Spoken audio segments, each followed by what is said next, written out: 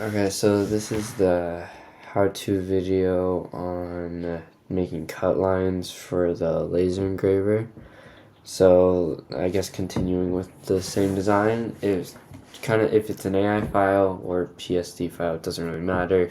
It's easy enough to check what size these files are. So these are 2.5 by 3.5. So what you want to do is Command N, new document, fit to those lengths, create, and then you just want to draw a rectangle to that exact size. You can click on it. It doesn't really matter, whatever works best for you.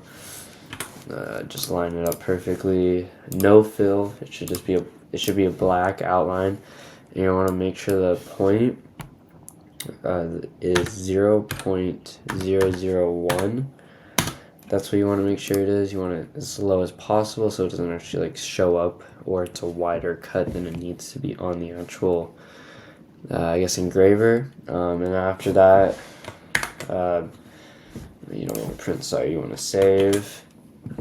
Just save it wherever, and then label it specifically for which one. I'm trying to say AI cut lines, and you're gonna save it as a PDF as well.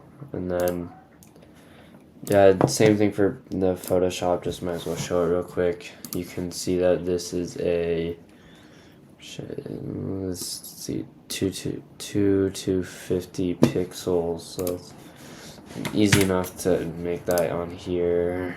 So let's see, pixels, 250. I'm pretty sure it's like 7 by 9 or some sort.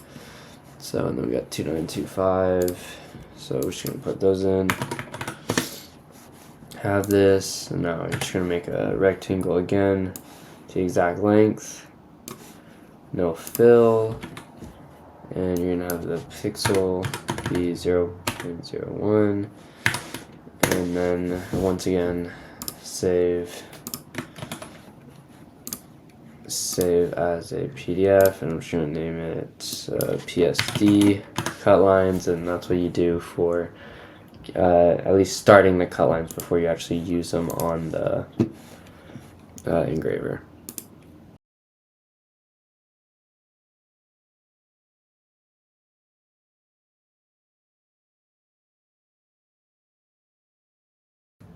Hi.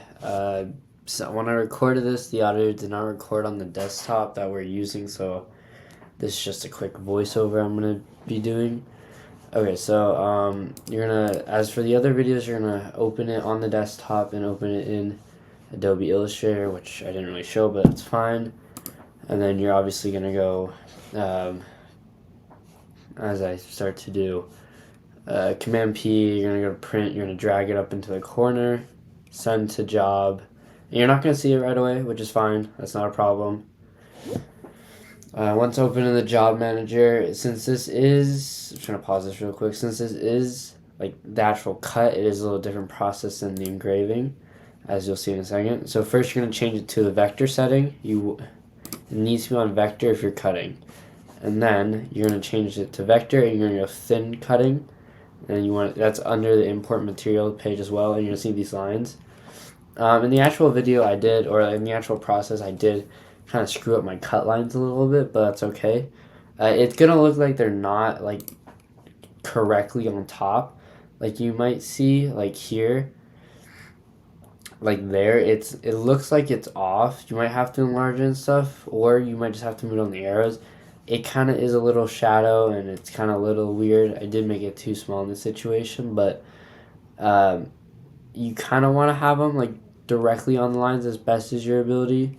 And this wood was kind of a little warped, so it's not going to be the greatest when you actually see it, but it's pretty close. You can see with like how it's overlapping with the actual engraving. So, but other than that, yeah, and you can't really adjust it too much besides like shrinking and enlarging. So that's the best that I did. But obviously, if you can use more exact measurements and better piece of wood. And then these are the settings I find that work best. If you find something that works better, go for it. Please make sure you do multiple cycles, because if you only do one, the engraver for some reason does not fully cut through, and it's just kind of annoying, like when you take it out and you can't like just pop it out.